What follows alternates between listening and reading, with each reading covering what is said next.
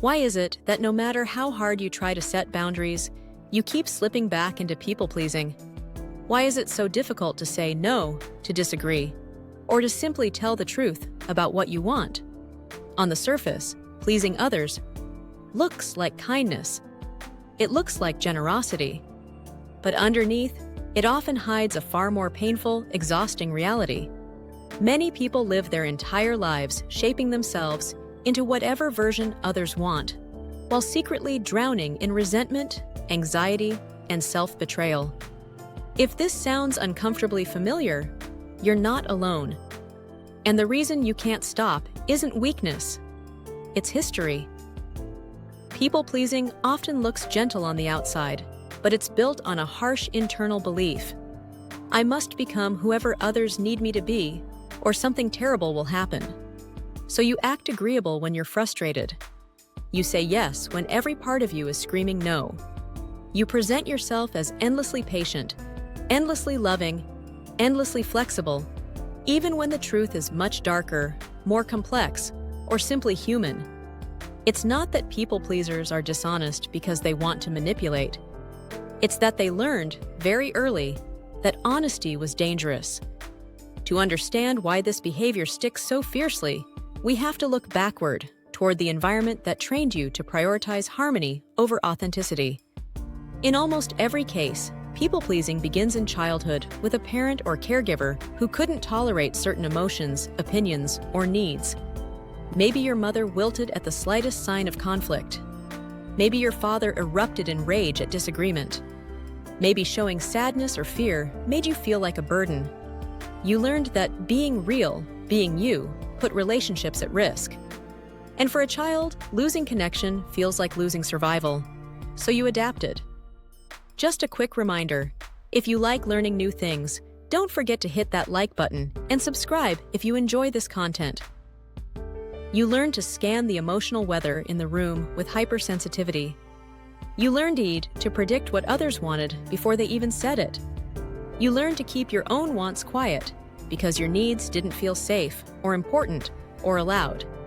People-pleasing wasn't a flaw, it was a strategy, a way to survive, a way to protect the people you loved, even if it cost you parts of yourself. And it wasn't always fear driving your behavior. Sometimes it was love, a child's fierce, loyal, misguided love.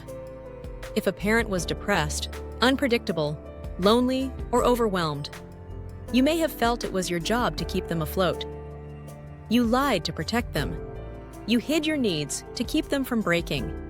You made yourself small to avoid adding weight to a life that already seemed heavy.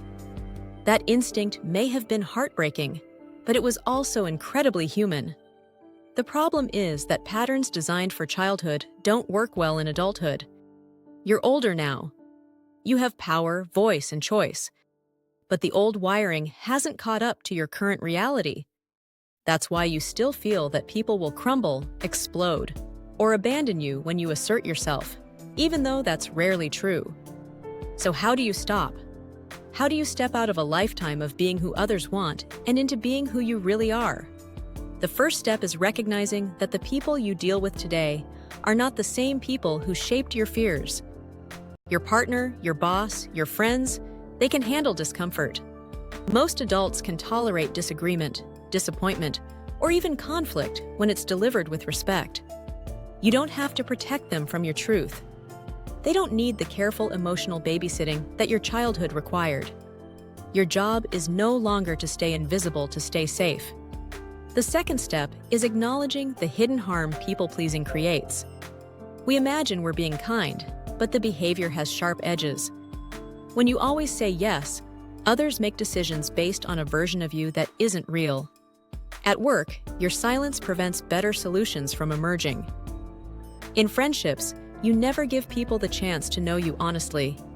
And in love, staying because you're afraid someone can't survive without you isn't compassion.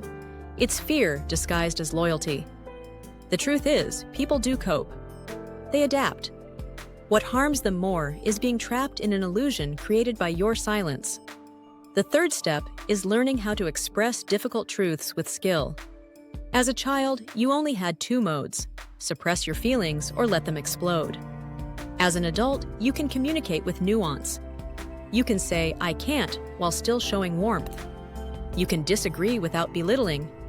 You can be firm without being cold. Honesty doesn't have to be sharp. It can be artful. And that art is what allows you to be both authentic and kind, without slipping into self-erasure. People-pleasing doesn't need to define you. It's not your destiny, it's an outdated coping mechanism.